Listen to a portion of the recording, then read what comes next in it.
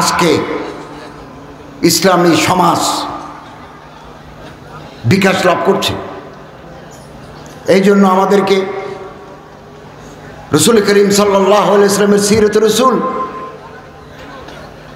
দারিদ্র্যমুক্ত জীবন যাকাতের মাধ্যমে এটা সম্ভব। বাংলাদেশে 17 কোটি মানুষ, 3,17,57,000 মানুষ গরিব। আমরা 17 কোটি মানুষ, 3,17,57,000 মানুষ গরিব। গরিব মানে সামরার সেন্ট্রাল লাইন, স্পঞ্জের সেন্ট্রাল পড়ে। বাজারে যায়, ইলিশ মাছ দেখে, দাম জিজ্ঞাসা করে কিনতে পারে না। দরিদ্রতা, অভাব। যার অভাব আছে তার রাতে ঘুম হয় না, তার ডায়াবেটিস বেশি, প্রেশার বেশি। আর যার পকেটের ভিতরে লাখ টাকা আছে, এমনি সাউন্ড স্লিপ খুব ভালো মতো ঘুম হবে, রিবোট্রিল খেতে হবে না।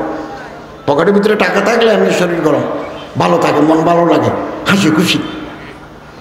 এগুলো হাদিসেও বর্ণনা আছে।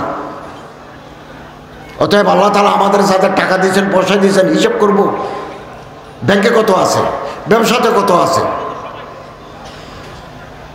কোথায় কোথায় টাকা রাখছি, ডিপিএস কত, প্রভিডেন্ট ফান্ড কত, এগুলো সব হিসাব করে যাকাত দিয়ে দেন। আগামী বছর আপনার সম্পত্তি বৃদ্ধি পাবে। এবং আল্লাহ তাআলার হুকুম পালন করলাম, এটা আনন্দ। আমার টাকা দিয়ে একটা মানুষ একটা জামা গায়ে দিলেও আনন্দ। যাকাতের টাকা দিয়ে রাস্তা তৈরি করলে হয় না, যাকাতের টাকা দিয়ে মালিক বানাই দিতে হয়। একটি সেলাই মেশিন দিয়ে দিতে পারি, একটা কাপড় চোপড় দিয়ে দিতে পারি, একটা লুঙ্গি দিলেও যাকাত আদায় হবে। যাকাতের টাকাতে আপনি লুঙ্গি দিলে, শাড়ি দিলেও যাকাত আদায় হবে।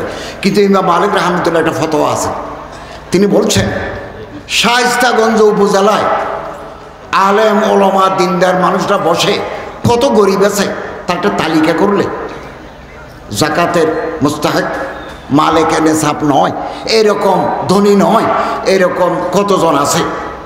2025 সালে আমরা 200 জনকে যাকাত দিলাম, 2026 সালে আর 200 জনকে দিলাম।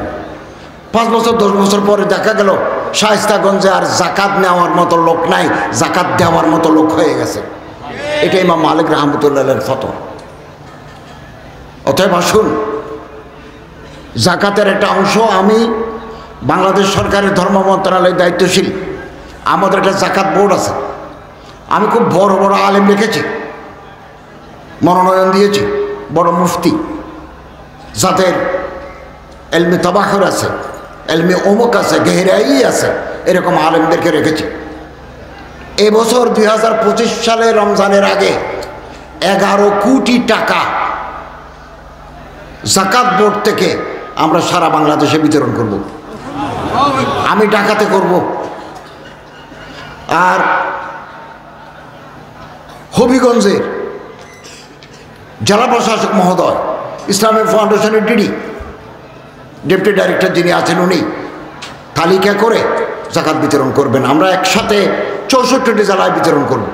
ঢাকাতে আমরা করব, উপজেলায় জেলাতে ডিসি মহোদয়রা করবেন, উপজেলায় ইউনুরা করবেন, আমাদের ইসলামিক ফাউন্ডেশনের মানুষ সহ 11 কোটি টাকা আমরা বিতরণ করব।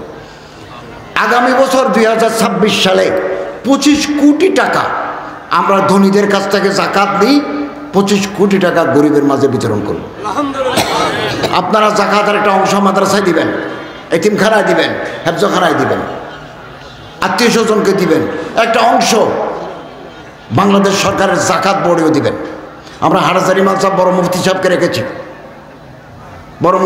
রেখেছি, এবং আরও ঢাকার বড় বড় আলেমদেরকে রেখেছি আমাদেরকে মশওয়ারা, পরামর্শ দেওয়ার জন্য। এবং এই দুঃখী মানুষের পাশে আমরা দাঁড়াবো। যাকাতের একটা অ্যাপস আমরা চালু করছি, অল্প দিনের ভিতরে এটা বাজারে আসবে।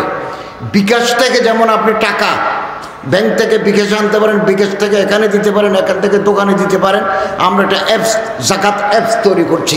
আপনি শায়েস্তাগঞ্জে বসে যাকাত বোর্ডে গভর্নমেন্টের এখানে যদি 2000 টাকা দিতে চান, এখান থেকে টিপ দিলেই আপনার অ্যাকাউন্ট থেকে ডেবিট হয়ে আমাদের অ্যাকাউন্টে ক্রেডিট হয়ে যাবে। আপনার মোবাইল থেকে টিপ দিয়ে যাকাত দিতে পারবেন। ইসলামের ফাউন্ডেশন খুঁজতে হবে না, টাকাতে মানি অর্ডার করতে হবে না, আপনি মোবাইল থেকে দিলেই আমাদের অ্যাকাউন্টে জমা হয়ে যাবে। এবং আলহামদুলিল্লাহ আমরা অগ্রসর হচ্ছি, আপনাদের সহযোগিতা দরকার।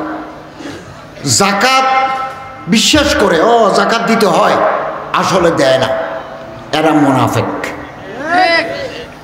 তাফসীর ইবনে কাসির, আসহ তাফসীর রাওয়ায়াতান ইবনে কাসির, অনেক বড় তাফসীর, ওখানে একটা ঘটনা আছে।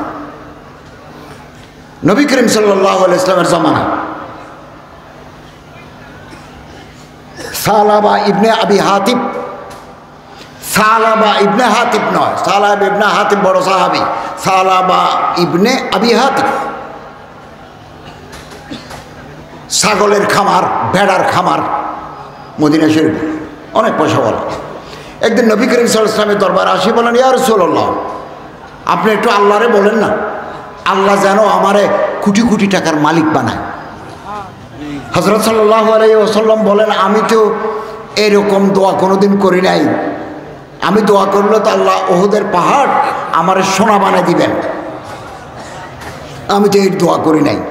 চলে গেল, কতদিন পর আবার আসছে, এসে বলে ইয়া রাসূলুল্লাহ, আপনাকে একটু আবেদন করছি, আপনি একটু আল্লাহরে বলেন না, আল্লাহ যেন আমারে কোটি কোটি টাকার মালিক বানায়। এবং সাহাবা বলতেছে ইয়া রাসূলুল্লাহ, টাকা পয়সা আমার আছে, তবে আল্লাহ যদি আমার বেশি টাকা দেন, আমি গরিব দুঃখী এতিম ফকরা মাসাকিন ওয়াবনাস সাবিল এদেরকে দান করব। যারা মেয়ে বিয়ে দিতে পারে না তাদের মেয়ে বিয়েদের ব্যবস্থা করবো, যারা ঘর তৈরি করতে পারে না ঘর তৈরি করে দেব। তখন রাসূলুল্লাহ সাল্লাল্লাহু আলাইহি ওয়াসাল্লাম দোয়া করেন, আল্লাহুম্মা রযুক সালাবাতা মালান, খোদা সালাবার সম্পত্তি বাড়াই দাও। তো রাসূলুল্লাহর দোয়া মুহূর্তের ভিতরে আল্লাহ কবুল করে নিলেন। সালাবাত খামার বাড়ি, ছাগল ভেড়া, 6 মাসের ভিতরে একেবারে উই পোকার মতো ছাগলের বাচ্চা দিতে লাগলো। আগে খামার ছিল 2টা, এখন হয়ে গেল 6টা। যত খামার বাড়ে মদিনার মসজিদ থেকে তত দূরে চলে যায়। আগে 3 ওয়াক্ত নামাজ মদিনার মসজিদে আসি পড়তো, এখন যখন ছাগল বেশি হয়ে গেছে জুমার দিন আসে। যত টাকা বেশি মসজিদ থেকে দূরে। এরকম মাল বল বনুন, এগুলো ফিতনা। যে সম্পত্তি আল্লাহর সাথে সম্পর্ক করে দেয়, এই সম্পত্তি আল্লাহর রহমত।